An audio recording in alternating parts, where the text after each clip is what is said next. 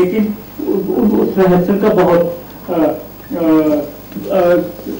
गायक को बहुत ही बड़ा लाभ मिलता है और उनको पूरी डिटेल मिल जाती है। तो ये माशाल्लाह इन्होंने कुछ बातें ये बताएंगे कि क्या हुआ। सब जानते हैं, बातचीत करते हैं कि फयाज साहब ने कुछ 15 दिन रिहर्सल करवाया ये गजल का, और मैं बिल्कुल नहीं आया था। इस चीज की रिहर्सल की गई, और अभी चंद दिन पहले मैंने पूछा खयाम साहब से, चंद दिन पहले आपसे मैंने पूछा ये जगह कस्तान था, तो खयाम साहब वो इसके ये जमीन चांद से बेहतर, पहले चांद हमें ऊंचा दिखाई देता है हमेशा से, जब ऊंचा होता है तो और भी खूबसूरत नजर आता है, लेकिन वो उसकी किरणें, वो जो ये बुर्कियां हैं मल्टी, एक बुर्की नहीं है, मल्ट है वो, यानी जैसे चांद से किरणें जो है नीचे जमीन की तरफ आ रही हैं। तो वो मैंने उस बात को, जो शहरियार साहब ने इतना अच्छा कलाम लिखा, तो हमने वो किया, और वो उसका रिजल्ट हमने इनकी आवाज में पाया, और इतना लोकप्रिय है, इतना मशहूर नगमा है, गजल है, क्या कहने, लाजवाब काम हुआ। मैं बस ये कहूँगा कि मेरी जिंदगी में उमराव जान में जो मैंने गजल, मुझे जो शर्फ हासिल हुआ, एक्चुअली मेरे लिए बहुत अहम है कि मेरी जिंदगी में मेरी ज़ात के साथ जुड़ गया है।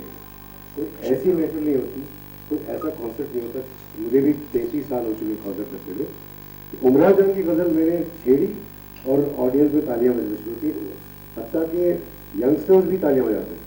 तो ये खयाम साहब और ऐसे दिग्गज लोग हैं, और ये ऐसी शख्सियत है, ऐसी हस्ती है हमारी, कि 1948 से रफ़ी साहब के साथ, रफ़ी साहब से लेके तलत महमूद साहब से लेके लता जी, आशा जी, आप नाम लीजिए, बड़े बड़े दिग्गज, और इनके पास आकर रिहर्सल कर सके, और ऐसे ऐसे गाने, किशोरदा, अभी और हर कहाँ से कहाँ तक, कभी कभी से लेके 2006 तक इन्होंने काम किया है। It is actually a great honor for us, and that is why मैंने सोचा था, मैंने बहुत दिन से मेरी ख्वाहिश थी कि खयाम साहब कारवाने गजल में आए हमारे शो में, लेकिन तबीयत जरा नासाज थी, इसलिए मैंने थोड़ा इंतज़ार किया। अब खयाम साहब से मैंने बात की, आज सालगिरह भी थी, और उन्होंने फ़ौरन कहा कि बेटा मैं ज़रूर आऊँगा, और आप सब की तरफ से और हम सब की तरफ से, टीम की तरफ से, कारवाने गजल की टीम की तरफ से हम खयाम साहब को दिल से शुक्रिया अदा करते हैं, और सालगिरह मुबारक। जो तख्लीक हुआ, तख्लीक का मतलब क्रिएट, तो वो हमारे दिल के करीब है, हर नगमा। लेकिन आप लोगों को कौन सा पसंद आता है, और हमारे तो नगमात ऐसा कोई नगमा है नहीं कि नापसंद हुआ हो, हमेशा हर नगमा हमारा पसंद किया गया है। और ये बुलंद पाया शायरी और बुलंद पाया मौसीकी संगीत और मेकर्स और क्या हुए, तो ये और हमने कोशिश की कि हर ट्यून क्रिएटिव, आप कोई धुन मेरी कोई बताए कि खयाम साहब आपने यहाँ से उठाई, बताए, कोई चैलेंज कोई नहीं कर सकता, क्रिएशन है वो।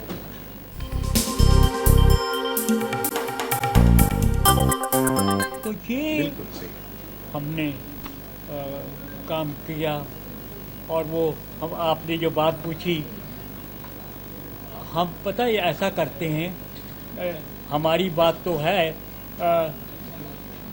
हमारी बेगम साहिबा का एक नगमा गाया हुआ है, आप लोगों को याद होगा, उस गज़ल को, उन शेरों को उन्होंने नस्ब-उल-ऐन बना लिया। फिल्म शगुन में उनका नगमा गाया हुआ, बेहतरीन अपने अंदाज में गाती हैं वो, जगजीत कौर जी का जिक्र कर रहा हूँ, मेरी शरीक है। जो है वो स्टाइल पिक्चरें जो बन रही हैं उनकी रिक्वायरमेंट यही है। मैं I will not blame our young music composer ना, उनकी जो डिमांड है वो हमारे नौजवान पूरा कर देते हैं और वो जो उनका मकसद होता है वो पूरा हो जाता है, वो कामयाब है। मैं वाजपेयी साहब के लिए गा रहा था जब वो प्राइम मिनिस्टर थे 99 दिसंबर 31 2000 जो आ रहा था केरला में, और सिर्फ 5 आदमी थे और मैं था, और उनकी फरमाइश क्या थी, फैज़ सुनाइए गुलों में रंग भरे, अहमद फराज सुनाइए रंजीशी से ही। तो मैंने वाजपेयी साहब से यही सवाल पूछा था कि आप हिंदुस्तान के प्रधानमंत्री हैं और उस वक्त आज से ज़्यादा हिंदुस्तान पाकिस्तान के वो कारगिल हो चुका था, आपको पता है ना। तो मैंने कहा ये, तो वो मुस्कुराए।